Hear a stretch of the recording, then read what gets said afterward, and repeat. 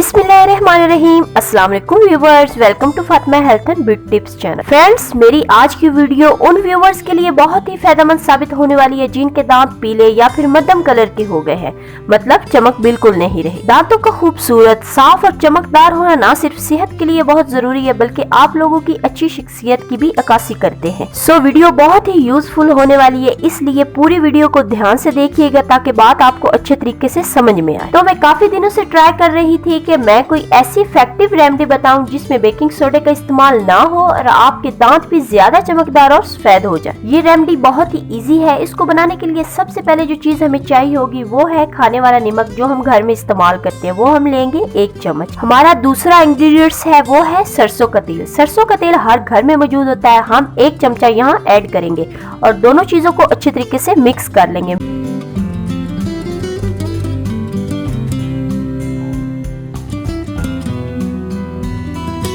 Mix करने के बाद अपनी फिंगर की मदद से अपने दांतों के ऊपर रात को सोने से पहले 2 मिनट के लिए जरूर अप्लाई करें।